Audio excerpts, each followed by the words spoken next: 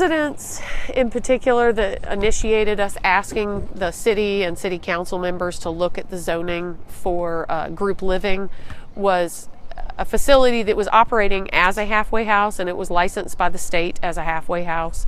When they chose to move, they came off of the list of officially licensed halfway houses, and so they were no longer strictly technically defined as a halfway house. They then, because they would not be permitted to do what they wanted to do in that location, because our halfway house definition in Knoxville does not allow another halfway house within a mile of another halfway house. So therefore, they couldn't do what they wanted to do at that particular location. They called themselves apartments. They only allow their apartments to be rented to people who have come to their program from jail or prison. So we basically are asking the city to look at how we define halfway houses. If there's no state requirement for a halfway house to be on a list or to be licensed, there's no licensing for halfway houses. So how can we make our local definition hinged on being licensed by the state if there is no such thing? And that is the crux of the issue. We have a definition for halfway housing that doesn't mesh what the state does, and so therefore it makes it impossible to regulate halfway houses. And anyone can have a halfway house.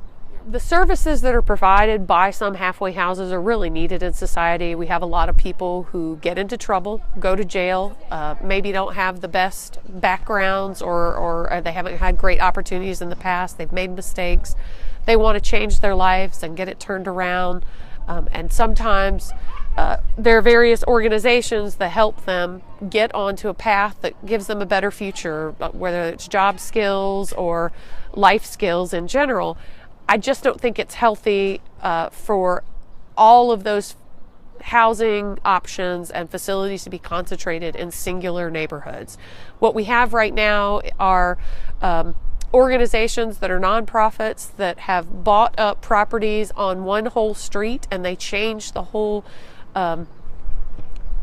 sense of a neighborhood by turning an entire street into an institution that serves one specific population. There's no variety in the population that lives there. I also don't think that it's that healthy to take people who were incarcerated in large numbers in a jail and then put them all together in apartment complexes that only house people who came from jail. It doesn't seem to be the healthiest balance of how you get people to come back out and to mesh themselves back into society.